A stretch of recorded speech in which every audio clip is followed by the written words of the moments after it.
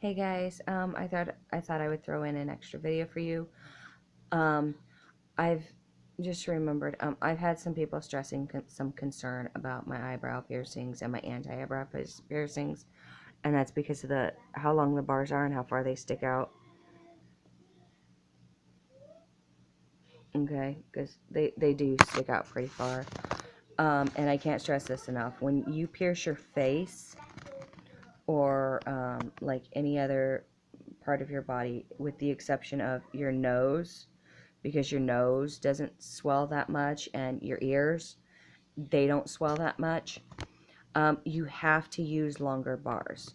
So, and I've had to explain this to them, and I want to explain it to you guys. The longer bars, they're going to become shorter when these heal. They're only big like this because of the swelling, and that's to prevent more pressure being put on a place that's already been irritated and is already swollen and all that. Like my eyebrows here, because they are very much so swollen. These like puff out, they stick out as far as this part right here. It's like almost a straight line across on both sides. And then my cheeks, they are swollen. They make my eyes look very dark and black underneath of here. You can't really see that in the video because of all the lighting that's around me, and it makes my face look very bright, so you really can't see it very well. But when these heal up, I will be putting the smaller ones in. So for everyone here that's watching, these aren't going, I'm not going to continue to look like I have antennas sticking out of my eyebrows or out of my cheeks or anything. Just like with my lip piercings, I had longer bars put in. Now I've got the short ones put in. It took a while for me to figure out what size I needed for down here, and to do that without them becoming irritated and swelling back up. Um, but yes, once they're healed, these will become the short bars. So you'll basically just see the little balls sticking out of all of these, except for maybe this one, because this one has a shorter space, so you might see a little bit of the bar. And I mean, that's possible with the eyebrow ones as well, but mostly you're just going to see the little balls. So for those of you, that have concerns about that or that are worried about that, it's not that big of a deal. It usually takes roughly about 3 months for a facial piercing to heal, unless you're dealing with your nose, and that takes roughly about a month, but it can take up to 3 months. So once these are fully healed, then I am going to be moving to the smaller bar, which is, if I can get my fingers on here, roughly about this big, which is only going to show up where the holes are. Okay, and that's how I did these. Is I took this, I already have smaller bars, and I took that and I lined that up, and where that was, that's where I put my markings. So these I may have some issues with, because these may be a little bit longer, but these I think are right on cue with where they're supposed to be.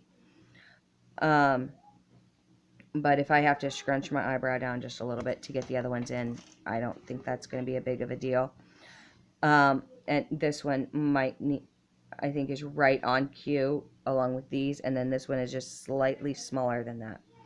So you don't have to worry about a lot of that. I'm not going to continue to look like I have antenna sticking out of my head. Oh, that one's falling down a little bit. There we go. Push it back up there a little bit. So I'm not going to continue to look like this. There will be smaller bars put in, and um, all you'll pretty much see is just the little balls. So it'll look like I have little dots, pretty much. So that's not that big of an issue. And I just wanted to throw that out there so you guys knew that. I do that with a lot of my piercings. I'm going to be doing my, which one is this? Madonna, and then the Monroe. I might have those backwards, I'm not sure. But I'm going to be doing them, and a lot of people get the Angel Bites, which is right above their lip line. I'm not. I'm doing them up here like they are the beauty marks. I know some people have done those, and I like those, so I'm going to probably be doing those, just not right now. I'm going to be using the studs that I got from down here to do those up here. And yes, I'm going to be cleaning them and sterilizing them and all of that before I put them in my lip. That's mandatory. So, when I do those, I already have the long bars. I had to order these bars special just to be able to pierce them. And the reason why I pierce at home is, like I said before, I can't really afford to continue to go and have them done professionally, because where I go, it's $35 per piercing. If you're getting 2 done at the time, they drop that price down. They do a combined price of $65. But it's by far cheaper to do them at home. I spent $5 on, I think it was $5, on a 10-pack of these long bars that are titanium, if I can say it right. I'm trying to say tartanium, but it's titanium. The red didn't stick very well. That was just painted on, apparently. I didn't know that, so when I put them in alcohol, that came off. However, the black and the blue, those are fine. Those have actually gone through the process to change them, except for maybe the black, because if I remember correctly, the black, you can't get the black by coating, or by the same process, and it's a process of like different temperatures of heat will change them different colors as far as titanium. I can't remember what that process is called. If you're interested in knowing some of that, you can look it up under Pangea Piercing. They have a YouTube site as well. I follow them, and I keep up with some of their stuff, and I get information from them, especially about, like the best piercing products to use, or the best jewelry to use. So I do keep up with them on that stuff a lot. And the guy that does it, he's been piercing like 15, 20 years or something like that. I don't remember. But that's CJ Potts, and he is the head piercer for Pangea Piercing, which is located in Michigan. And, I mean, I would love to go have him pierce, all this stuff on me. But I can't afford that, because up there, it's $40 per piercing, plus the price of jewelry. And he makes the jewelry right there, like in the back room or something. So, aside from that, you don't really have to worry about my antennas or anything like that. And I cannot stress it enough. If you're going to do piercings at home, okay, I am not professional, obviously. If you're piercing at home, I'm pretty sure you're not professional. But if you're going to do it at home, do your research. And above all else, if you're piercing in your face, any other part of your body, anything like that, with the exception of your nose and your ears, you need to use a longer bar when you do it for the swelling. If you don't, when they swell up, it's going to cause a lot more issues if you're just using the regular bar. It can cause them to become infected because of the pressure and it not being able to release the lymph that normally, seeps out, which causes your little crusties. It can cause a lot of different issues. It can cause more bruising. It can do a lot of that. It can enhance the healing time and make it a lot longer. There's a lot of things that can go wrong. So if you're going to pierce at home, make sure you're using a longer bar for the swelling. And that's why I have these again, and just like you could do it professionally, they put longer bars in. My tongue, I had a longer bar in it, and now I have the shorter one. But always start out with the longer bar. I've seen so many people like piercing their lips and using a regular size labret to do it. And the problem is most of your labrets are only 6 millimeter to 8 millimeter for the pin itself. That's the bar that actually goes through. And that's a problem because your lip swells beyond that point. If that's the regular size that you need, like that's what I need here on the ends, those are 8mm. I should probably have 10mm here because my lip is bigger in that part. But that's the average size that a normal person needs. Some people have bigger lips, they have to go with a bigger size. Some people have smaller lips, they need a smaller size. But if you have regular sized lips, if you're using a regular sized bar when you pierce, you're causing way more problems than you need. So please, please, if you're going to do it at home, use the longer bar. I cannot stress that enough. It's very important for that. Once they heal, and usually most of your piercings on your face are going to take roughly 3 to 4 months. Some people heal a little bit faster. Some people don't heal quite as fast. But, you know, I mean, if this type of stuff is something you really want, you can wait that 3 months before you change out the bar.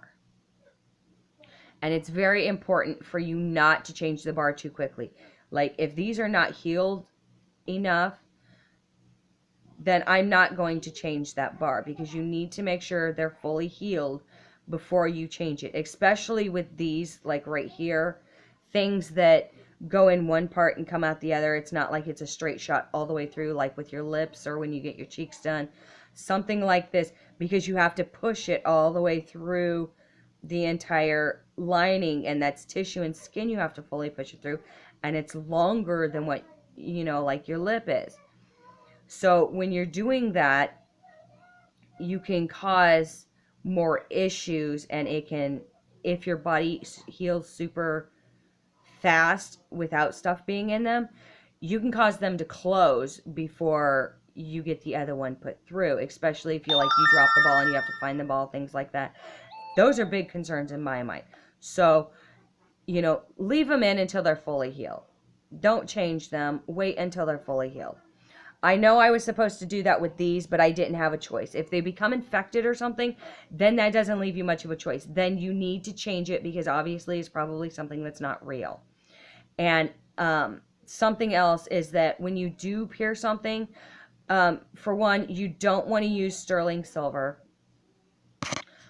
Because they have copper in it, and when copper oxidizes and mixes with the air, it can turn black, and then you can end up with a stain where the hole is, or through the hole, or anything like that. And the only way to get rid of that is to cut it out. And yes, that's information I learned from Pangea Piercing. If you want to know more, you know, go ahead and hit them up and check out some of the stuff they do. But you're supposed to use surgical steel, okay? And it's got to be real surgical steel, for one. Or titanium, or real gold, or there's another one, it's Neo something, and I can't remember what that's called. But for the most part, they don't use that one for the initial piercing. So if you're going to do it, make sure you're using titanium, real surgical steel, and real gold products, because otherwise it can cause all kinds of issues. Especially, and you may not think that you're allergic to something because you've put, you know, like the fake jewelry earrings in or something like that. Your face can still have a really bad reaction to that. Any of your piercings can have a really bad reaction to that.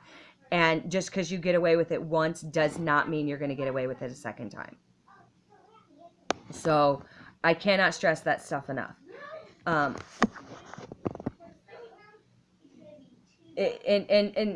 anyone that's a professional knows this, but there's a lot of people that are doing this stuff amateurly, especially teenagers. And if you're a teenager, please, please listen if you're watching. It is very important to do this. Okay, and I know there's a lot of teenagers, they want to do it. Their parents tell them no.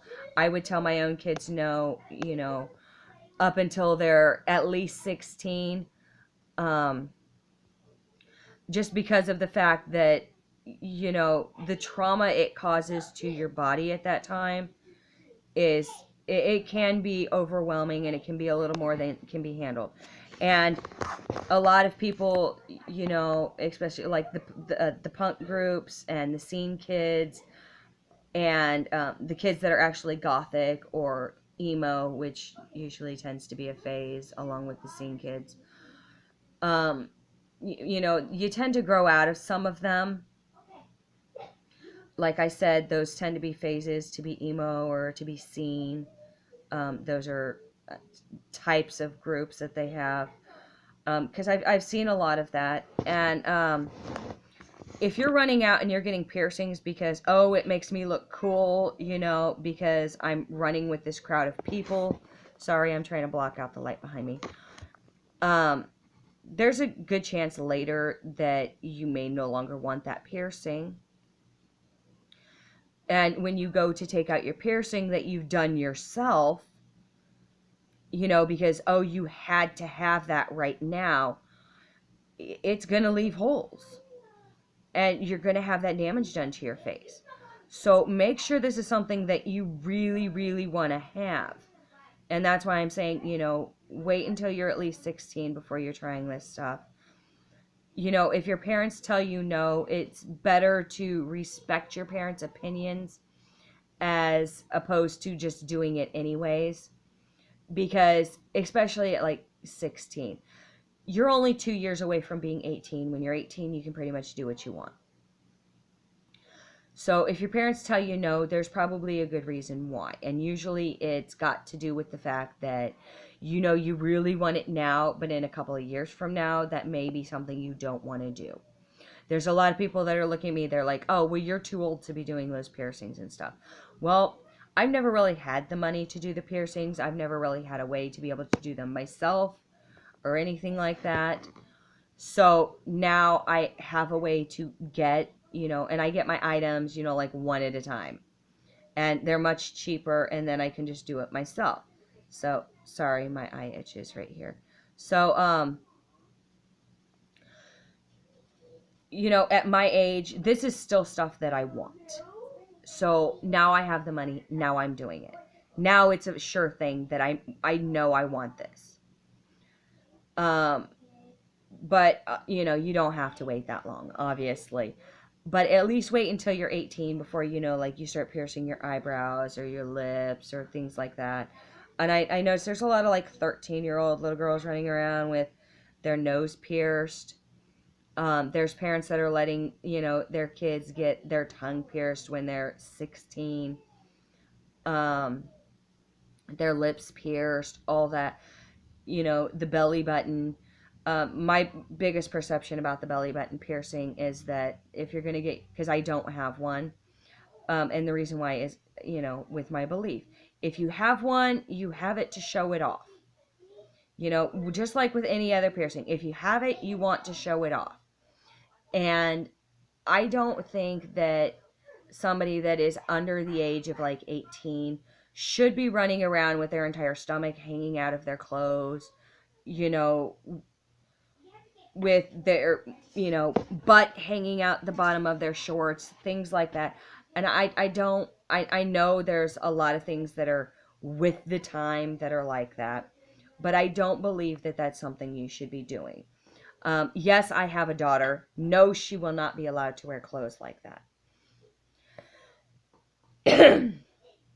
You know, once they're 18, they can do whatever they want. They can wear whatever they want. But until then, you know, it's a matter of respect.